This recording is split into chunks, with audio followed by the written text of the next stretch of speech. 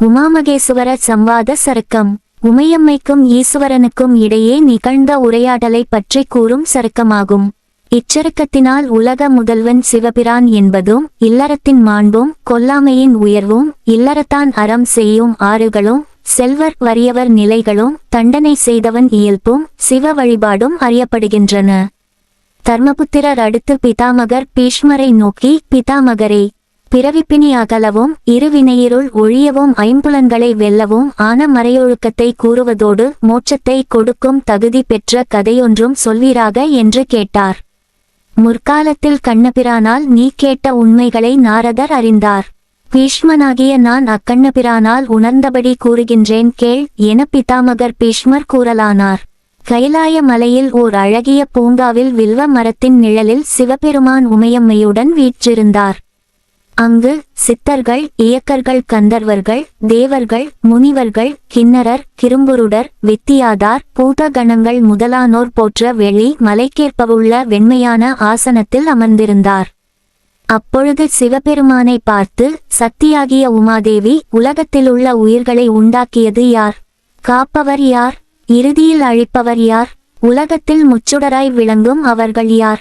கூறுவீராக என்று கேட்டாள். அதற்கு சிவபெருமான், அளவற்ற உயிர்குலத்தின் முத்தொழிலையும் புரிப்பவன் நானே.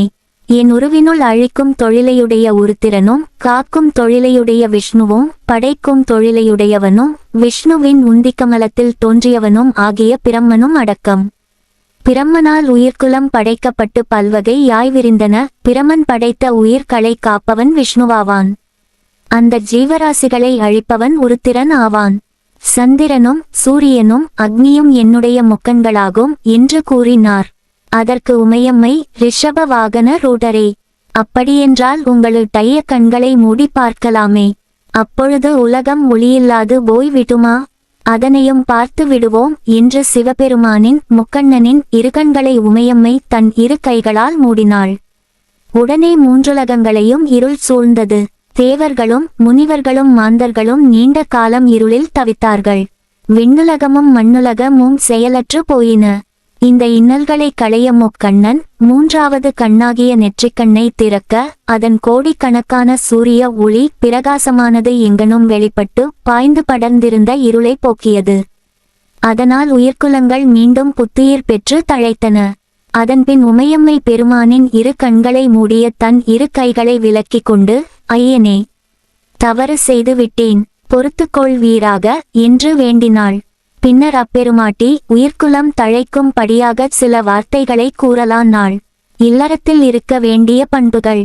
மனையாளோடு வாழும் இல்லறத்தில் இயல்பாக இருக்க வேண்டிய பண்புகளில் ஒன்றை கூறுவீராக என்று கேட்க, அதற்கு சிவபெருமான், கல்வியை கரையிலா காஞ்சி மாநகரில் 2 நாழி நெல்லை கொண்டு 32 அறங்களை செய்து அறப்பெருஞ் செல்வி என பெயர் பெற்றவளே, பார்வதியே, தீய வழியில் அல்லாது நல்வழியில் பொருளை திரட்டி காயத்ரி மந்திரத்தை ஜெபிக்கும் பிரம்மச்சாரி, துறவரத்தான் முதலானவர்களுக்கும் தூய விருந்தினர்க்கும் அன்னத்தை புசிக்கும் படி கொடுத்த சிறந்த தர்மவானாகிய இல்லறத்தானை பெற்றெடுத்த தாய் தந்தையரை வணங்கி பாதுகாக்கின்ற நல்ல தன்மையை காட்டிலும் வேறு சிறந்த பேரு உண்டோ?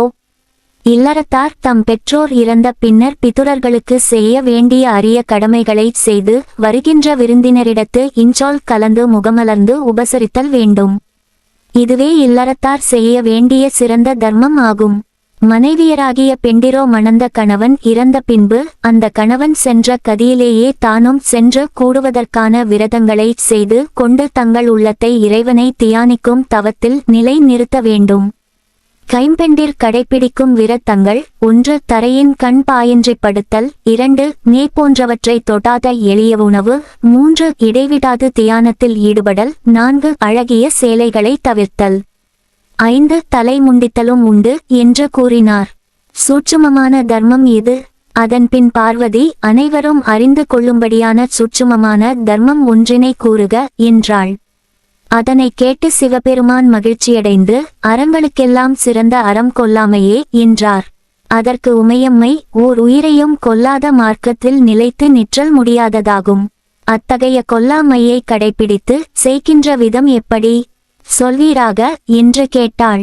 அதற்குச் சிவபெருமான் ஐம்புலன் களையும் அடக்கி காமம், குரோதம், உலோபம், மோகம், மதம், மாச்சரியம் என்ற 6 பகைகளைச் செற்று சஞ்சாரம் புரியாமல் ஒரே இடத்தில் இருந்து தவம் புரியும் மகான்களிடத்தில் இந்த கொல்லா விரதத்தை காணலாம் என்றார். ஆனால் இந்த கொல்லா விரத்நெறி மற்றவர்களால் பின்பற்ற முடியாது. உதாரணமாக மன்னனானவன் போரினாலும் தீயவர்க்கு தண்டனை அளித்தலினாலும் வேட்டையினாலும் கலப்பைக்காரின் முனையினாலும் தன்னை மறந்த நிலையினாலும் பிதுரர்களுக்கு செய்யும் கருமாக்களினாலும் வேத நெறிச் சடங்குகளினாலும் கொல்லும் உயிர்களுக்காக கொலை பாவம் கிட்டாது. இவை அறத்தின் பாட்பட்டவையே. ஏற்றி வைத்த விளக்கினில் தாமாக வந்து விழுகின்ற விட்டில் பூச்சிகளுக்காக அந்த விளக்கினை ஏற்றி வைத்தவர்களுக்கு போலத்தான் கூறியதும் என்றார். பாவம் மேலே இல்லாதது. பிறர் கச்சாப்பு கடைக்காரன் கொன்ற பிராணியை நாவின் சுவை காரணமாக வாங்கியுண்பார். அந்த பாவத்திற்காக பூமியில் மறுபடியும் பிறந்து சரீரத்துக்கு ஏற்படக்கூடிய எல்லா வகை துன்பங்களையும் அனுபவித்து எல்லா வகை நாகப்படுகுழியிலும் வீழ்ந்து அல்லலுறுவர். இனி தொடக்கத்து மாமிசம் உண்டிருந்து பின்னர் பாவத்திற்கு அஞ்சி உண்ணாது கைவிட்டவர் தேவலோகத்தை அடைவர். எக்காலத்துமே உண்ணாத்தவர் நிரந்தரமாக சுவர்க்கத்தை அடைந்து இன்புறுவர். தன் உயிர் போல் பிற உயிர்களையும் காக்க வேண்டுமென்று நினைத்து ஓர் உயிரையும் கொல்லாததோடு பிறர் கொன்ற மாமிசத்தை உண்ணாதவரை எல்லா ஜீவராசிகளும் தமது பெரிய கைகளை கூப்பிக் கொண்டு மாதா வயிற்றிலிருந்து தொழுது கொண்டு ஜனிக்குமாகில் அவர் பெருமையை அறிய வல்லார் யாரே. ஒருவருமிலர் கொல்லான் புலாலை மறுத்தானை கை கூப்பி எல்லா உயிரும் தொழும் என்ற திருக்குறள் இங்கு பொருத்தமாக இருப்பதை எண்ணி பார்த்து மகிழ்க. அரிசி முதலாய உணவுப் பொருட்களையும் பழங்களையும் பறித்து தெய்வத்துக்கு அர்ப்பணம் செய்தால் தீமை நேராது, பாவம் சேராது. ஆனால் தெய்வத்துக்கு என்று சொல்லிக் கொண்டு இனிய உயிர்கொலை செய்தல்தான் பெரும் பாவமாகும். அதனை அத்தெய்வத்துக்கு படைத்தல் அதனைவிட பாவமாகும் என்று கொல்லாமையின் இன்றி யமையாமை பற்றியும் அதன் சிறப்பினை பற்றியும் கூறலானார். இல்லறத்தார்க்கு செல்வம் இருக்குமானால் எவ்வகை தர்மங்களில் உதவ வேண்டும் என்பதை கூறுவீராக என்று உமையம்மை கேட்டாள். அதற்குச் சிவபெருமான், அறவழியில் திரட்டிய செல்வம் இருக்குமானால் அதனை இல்லறத்தார் தன் மனைவி, சுற்றம், விருந்தினர், துறந்தார், வழிபடுந் தெய்வம், பிதுரர் போன்றவர்களுக்கு கொடுத்து தாமும் நுகர்ந்து வருந்தி வந்தவர்களுக்கு உதவி செய்து யாரிடத்திலும் இன்சொல் பேசி இருத்தலே சிறந்த அறநெறியாகும். இத்தகைய தர்ம நெறி 4 வருணத்தார்க்கும் உரியது ஆகும். இவ்விடத்து தென்புலத்தார் தெய்வம், விருந்து ஒக்கல் தான் என்றாங்கு ஐம்புலத்தாரு ஓம்பல் தலை என்ற திருக்குறளையும் முகத்தான் அமர்ந்து இனிது நோக்கி அகத்தானாம் இன்சொல்லினதே அறம் என்ற திருக்குறளையும் ஒப்பிட்டு பார்க்கலாம். வறுமைக்கு காரணம் என்ன? மகாபாரதம் 61. உமாதேவி மீண்டும் சிவபெருமானை பார்த்து, உலகில் சிலர் செல்வ வளம் பெற்றோம் சிலர் செல்வ வளம் இல்லாது வறுமையில் தவழ்ந்தோம் விளங்க காரணம் என்ன என்று கேட்டார். அதற்கு சிவபெருமான், பல சாத்திரங்களையும் ஆராய்ந்தறிந்த ஞானிகளுக்கு முற்பிறப்பில் செல்வத்தை கொடுத்தவர்கள் இப்பிறப்பில் அளவற்ற செல்வத்தை உடையவர்கள் ஆவார்கள். முற்பிறப்பில் பிறருக்கு ஒன்றும் கொடுக்காத உலோபி எரே இப்பிறப்பில் தரித்திரத்தில் உழன்று வருந்தி பிச்சை எடுப்பவர் ஆவார். ஆகவே மேதினியில் நல்வினையைச் செய்தோர் சுகம் பெறுவர், தீவினையைச் செய்தோர் வறியராகி துயரம் அடைவர் என்று கூறினார். முற்பிறப்பின் கர்மமா? சிவபெருமானே, அரசன் தண்டிக்கும் படியான விளைவு ஒரு குற்றவாளிக்கு அவன் செய்த முற்பிறப்பின் கர்மத்தாலா அல்லது அவன் எடுத்துள்ள இந்த பிறவியின் கர்மத்தாலா கூறுவீர்களாக என்று உமையம்மை கேட்டாள். அதற்கு அப்பெருமான், உமாதேவி, அரசன் தண்டனை முற்பிறவியின் செயலாலே விளைவது, இயம தண்டனை இப்பிறப்பின் செயலாலே விளைவது. இருவர் தண்டனையாலும் சிறிது பாவமே கழியும். எஞ்சிய பாவங்கள் பல பிறவிகள் எடுத்து அனுபவித்தால் தான் கழியும் அல்லது நீங்கும் என்று கூறினார். உமையம்மை கேட்ட கேள்விகளுக்கெல்லாம் சிவபெருமான் பதில் கூறினார். அச்சிவபெருமான் உமையம்மையை நோக்கி, பார்வதியே, இவ்விடத்து உன் அருகில் நின்று உன்னை போற்றுகின்ற மாதரார் அறிந்து கொள்ளும்படி பெண்கள் மேற்கொள்ள வேண்டிய செயல்களை பற்றி கூறுவாயாக என்று கேட்டார். அங்கனமே தன்னை போற்றுகின்ற மாதர்களுக்கு பெண்கள் மேற்கொள்ள வேண்டிய செயல்களை விவரித்து உமையம்மை கூறினார். கேட்ட மாதரார்கள் அனைவரும் உமையம்மையை மனதார போற்றினர், வணங்கினர். பின்னர் சிவபெருமான் உமையம்மையோடு தன் இருப்பிடம் சேர்ந்தான் என்று யாழிசை வல்லான் நாரதர் சாற்றிட அதனை கண்ணபிரான் கேட்டு பீஷ்மருக்குச் சொல்ல பீஷ்மர் தர்மபுத்திரரிடத்தில் கண்ணபிரான் தனக்கு கூறியவையாக எடுத்து கூறினார். அதற்கு பீஷ்மர், தர்மபுத்திரரோ சிவபெருமான் பார்வதிக்கு சொல்ல இக்கதையை கேட்டறிந்தவர்கள் கொடிய தீவினைகள் நீங்கி மிகுதியான செல்வத்தை எளிதாக பெற்று மேன்மையாக பூமியில் வாழ்ந்து இறுதியில் பிறப்பிறப்பில்லாத மோட்சத்தை அடைவார்கள் என்று கூறிய அவர் மேலும், தர்மநந்தனா, சிவபெருமானை நாள்தோறும் சிந்தனை செய்தால் எந்த தீவினையும் சுலபமாக நீங்கிவிடும் என்ற உண்மையை எடுத்து கூறினார். கேட்டவர் அனைவரும் பீஷ்மரை மனமாற போற்றுவாராயினர். அதன்பின் திருமாலாகிய கண்ணபிரான், முனிவர்கள், தருமபுத்திரர் முதலாய மன்னர்கள், பீஷ்மர் மற்றும் உள்ளோர் உள்ளம் நெகிழ, கண்களில் ஆனந்த கண்ணீர் வழிய, மனமாகிய தாமரை மலரை அப்பெருமான் திருவடிகளில் சாத்தி, பிரம்ம தேவன் விதிக்கும் விதியையும் மாற்றும் வல்லமை படைத்த மேலான ஆதியாம் பரம்பொருளை, பிறைச்சந்திரனை அணிந்த பெம்மானை, கொன்றை மாலை அணிந்தவனை, சிவபெருமானை தோத்தரித்து தத்தம் வசங்களை இழந்து சுவை குன்றாத பேரின்பக் கடலில் மூழ்கித் திளைத்திட்டார்கள். வீடுமன் முத்தி அடைந்த சருக்கம். இச்சருக்கம் பீஷ்மர் மோட்சம் அடைத்ததை கூறும் பகுதியாம். மோட்சம் என்பதற்கு அந்தமில் இன்பத்து அழிவில்லாத வீடு என பொருள் கொள்வர். பீஷ்மர் தர்மபுத்திரரிடம், தர்மபுத்திர நல்வினையால் செல்வம் ஒருவனுக்குச் சேரும். அந்த நல்வினை அவனுடைய நற்செய்கையால் வரும். அந்த நற்செய்கை அவனுக்கு திருமாலின் திருவருளால் ஏற்படுவதாகும். ஆதலால் பூமியில் பிறந்த அனைவரும் இலக்குமியின் கணவனும், யது குலத்தில் உதித்தவனும், பிரம்மனை படைத்தவனும், கஜேந்திரன் என்னும் யானையை முதலையின் வாயினின்று காத்தவனும், பார்க்கடல் வண்ணனும், வைகுந்த வாசனும், ஆலிலை மேல் அன்று பாலகனாய் அரிதியில் கொண்டவனும் ஆகிய பரந்தாமனை, திருமாலை, ஸ்ரீமன் நாராயணனை பக்தி சிரத்தையோடு இரவு பகல் பாராது வணங்க வேண்டும். தோத்திரம் செய்து போற்ற வேண்டும். மேலான மோட்சம் அவன் அருளின்றி எய்த முடியாது என்று கூறினார். மோட்சம் கொடுப்பவன் திருமாலே யாதலின் அந்த திருமாலை நாள்தோறும் பணிந்து ஏத்தி உன்னுடைய வினைகளை அகற்றிக் கொள்வாய் என்று அன்புடன் உரைத்தருளிய பீஷ்மரை தர்மபுத்திரர் மகிழ்ச்சியுடன் பார்த்து, பிதாமகரே, வழிபடுதற்குரிய தகுதி பெற்றவர் யார்? சொல்வீர் என்று கேட்டார். மோட்சத்தை அடையும் வழி. அதற்கு பீஷ்மர், தர்மபுத்திரரே, பல்வகை நூல்களை பாங்குடன் கற்று தேர்ச்சி பெற்று சிறந்த ஞானமும் பெற்ற மேதையரை வழிபடும் தெய்வத்திற்கும் மேலாக போற்றத்தக்கவர் ஆவர். அத்தகைய மேதையர்க்கு பூசை செய்து அவர் விரும்புகின்ற பொருள்களை கொடுத்து இனிய சொற்களை பேசி உபசரித்தோர் எல்லாவித செல்வங்களையும் பெற்று அனுபவித்து இறுதியில் மோட்சத்தை அடைவர் என்று கூறினார். அதன் பின்னர் தர்மபுத்திரர், ஞானவானே, இந்த பூமியில் அத்தகைய மேதையரேயன்றி இன்னும் மரியாதை காட்டி வழிபாடு செய்தல், வரவேற்றல், உணவு படைத்தல் முதலிய சிறப்புகளுக்கு உரியவர் யாவர் எனக் கேட்க, உடனே பீஷ்மர், மேதையுரைவிட மிகச் சிறப்புக்குரியர் புனிதமான வேதங்களை யோத்தும் அந்தன பெருமக்களே யாவர் என்று கூறி அவர்களை பற்றி விவரமாக கூறினார். ஆக ஞானியரைவிட வேதியரே ஆற்றலுடையவர் என்றார் பீஷ்மர் என்க. அந்த வார்த்தையை கேட்ட தர்ம புத்திரர் உள்ளம் மகிழ்ந்து, தூயவரே, என் மனதில் எழுந்த சந்தேகங்கள் யாவும் தங்களால் நீங்க பெற்றன. மிகுந்த மகிழ்ச்சி என்று கூறி அப்பிதாமகரின் திருவடிகளில் விழுந்து வங்கினார். அப்பொழுது வேதவியாசர் அங்கு வந்து, பீஷ்மரே, தர்மபுத்திரருக்கு உறுதியளிக்கும் உண்மையான உரைகளை எடுத்துச் சொல்லி அவரை புனிதராக்கினீர். இனி தர்மபுத்திரர் முதலாக உள்ள அனைவரும் தத்தம் இருப்பிடங்களுக்கு செல்ல அனுமதி கொடுப்பீராக என்றார். அதன்பின் பீஷ்மர் தர்மரை பார்த்து, தர்மபுத்திரா, பிறர் மனைவியை விரும்பாதே. தாய் தந்தையராகிய குந்தி, திருதராட்டிரர், காந்தாரி ஆகியவர்களை விருப்பத்தோடு பாதுகாப்பாயாக. எம்பெருமான் கண்ணபிரான் உரைகளை சிரமேற்கொண்டு அவற்றின்படி இனியும் நடப்பாயாக. நல்லாட்சி செய்து இனிது வாழ்வாயாக.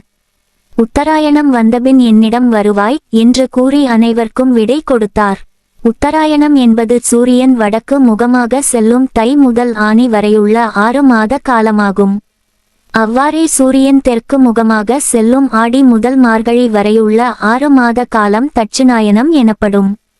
அஸ்தினாபுரி அடைதல். அதன்பின் தர்மபுத்திரர் மற்றவரோடு பீஷ்மரை நமஸ்கரித்து கண்ணபிரானோடும் மற்றவரோடும் அஸ்தினாபுரி அடைந்தார். தவம் செய்யும் முனிவர்கள் தங்கள் தங்கள் சென்றார்கள். இருக்கைகளுக்குச். தருமபுத்திரர் அஸ்தினாபுரத்திற்கு வந்து பெற்றோர்களின் குந்தி, திருதராட்டிரர், காந்தாரி பாதங்களை வணங்கி சிம்மாசனத்தில் வீற்றிருந்து சில நாட்கள் பூமியை யாண்டு உலகினை காப்பாற்றி வந்தார். அதன்பின் சூரியன் வடக்கு முகமாகச் செல்லத் தொடங்கிய பின் உத்தராயணத்தில் பீஷ்மரிடத்துச் செல்லும் பொருட்டு அனைவரும் சூழ்ந்து வர தேர்மேல் ஏறி தருமபுத்திரர் சென்றார். தான் சென்று கொண்டிருக்கும் பொழுது வழியில் வந்து சேர்ந்த முனிவர்களோடும் மற்றவர்களோடும் தர்மபுத்திரர் பீஷ்மரை வணங்கி நின்றார். அப்பொழுது தர்மபுத்திரர், பரிசுத்த ஞானியே, தெளமிய முனிவர், கிருபாசாரியார், முனிவர்கள், பெரிய தந்தை திருதராட்டிரர், என் தம்பிமார்கள், சித்தப்பா விதுரர், யுயுட்சு பெண்கள், கண்ணபிரான் முதலானவர்கள் தங்களை காண வந்துள்ளார்கள். அவர்களை அருளோடு நோக்குவாய் என்றார். யுயுட்சன் திருதராட்டிரருக்கும் வைசிய பெண்ணுக்கும் பிறந்தவர். திருதராட்டிரருக்கு பின் இந்திர பிரத்தத்தை ஆண்டவர். தர்மபுத்திரர் இவ்வாறு கூறியவுடன் பீஷ்மர் கண் விழித்து பார்த்து அங்கு நின்ற முனிவர் முதலானோர்க்கு இன்சொல் கூறி, சூழ நின்ற தம் குலத்தினோர்க்கு நல்லறிவு சொல்லி, துளபமாலை அணிந்த பரந்தாமனை பலமுறை போற்றி இது காரும் மூச்சு அடக்கினதை விடுத்து தன் உடலில் பொருந்தியிருந்த உயிரை வெளியேறச் செய்தார். அப்போது அந்த உயிர் பேரொளியாய் எழுந்து விண்ணில் சென்று மறைந்தது. மாயன் அருளால் பீஷ்மர் மீண்டும் என்றும் அழியாத முன்னர் எழுந்திருந்த 8ஆம் வசுபத பதவியை பெற்று யாவரும் பிரபாசனன் என்று கூறி போற்றும்படி விளங்கினார். குறிப்பு: பீஷ்மர் 58 தினங்கள் அம்பு படுக்கையில் கிடந்து பின்னர் சுவர்க்கம் புகுந்த நாள் மாசி மாதம் சுக்கில பக்ஷம் அஷ்டமி திதி என்று கூறுவர். அப்பொழுது தேவர்கள் மலர் மாறி பொழிந்தார்கள். வானத்தில் துந்துபி பேரிகைகள் முழங்கின. எல்லோரும் நேயமோடு பாண்டவர்களும் விதுரரும் யுயுட்சும் பல சந்தனக்கட்டைகளையும் பலவித வாசனை பொருள்களையும் கொண்டு வந்து கொடுத்தனர். சிதையை முறைப்படி அடுக்கி அமைத்தனர். பின்னர் விமானத்தில் எழுந்தருள பண்ணி அக்னிக்கு நைவேத்தியம் செய்து பின் செய்ய வேண்டிய முறைகளை பின்பற்றி ஹிமச் சடங்குகளை செய்தார்கள். பலவகை தானங்களை செய்தார்கள். அதன்பின் கங்கை நதியை அனைவரும் அடைந்து ஸ்நானம் செய்து செய்ய வேண்டிய ஈமக்கிரியைகளைச் செய்ய கங்கை நதிக்கரையில் தர்மபுத்திரரும் கண்ணபிரானும் தங்கியபோது அவ்விருவர் முன்னே கங்கா தேவி பெண்ணாகி முன்வந்து நின்றாள். கங்கை என்பதை அறிந்த அனைவரும் அவளை பணிந்து வணங்கினர். அப்பொழுது கங்காதேவி தொழுது அவர்களை நோக்கி, தான் சங்கற்பித்த நாளிலன்றி மரணமில்லாதபடி தன் தந்தையாகிய சந்தனுவிடம் வரத்தை பெற்ற பீஷ்மர் பேட்டியாகிய சிகண்டி வில்லிலிருந்து விடுக்கப்பட்ட அம்பினால் உயிர் நீங்கும்படியான ஒரு தாழ்வு நிலை எப்படி உண்டாயிற்று என்று மனமுருகி கண்ணபிரானிடம் முறையிட்டாள். பீஷ்மர் தந்தை சந்தனு பீஷ்மருக்கு ஸ்வச்சந்த மரணம் என்னும் வரம் இந்தான் என்பர். அப்பொழுது கண்ணபிரான், கங்கா தேவி, கடம்ப மாலையை தரித்த முரு கனை போன்ற சிகண்டி முற்பிறப்பில் அம்பை என்ற பெண்ணாயிருந்து அப்போதே பீஷ்மரை கொல்ல வேண்டும் என்று கோரியபடி இப்பிறப்பில் சிகண்டி என்ற பெயருடையவளாய்த் தோன்றி சிறப்பு பொருந்திய 10ஆம் நாளில் உன் மகன் பீஷ்மரை கொன்றான். அதற்கு உண்மை காரணம் வசிட்ட மாமுனிவர் இட்ட சாபத்தால் பூமியில் மானிடனாக பிறந்து இறந்தானேயல்லாமல் போரில் மும்மூர்த்திகள் கொல்ல முயன்றாலும் அவன் மரணத்தை அடைய மாட்டான். பெண்ணே, கவலைப்பட வேண்டாம். இப்பொழுது அட்டவசுக்களில் உன் மகன் ஒருத்தனாகச் சேர்ந்து விட்டான்.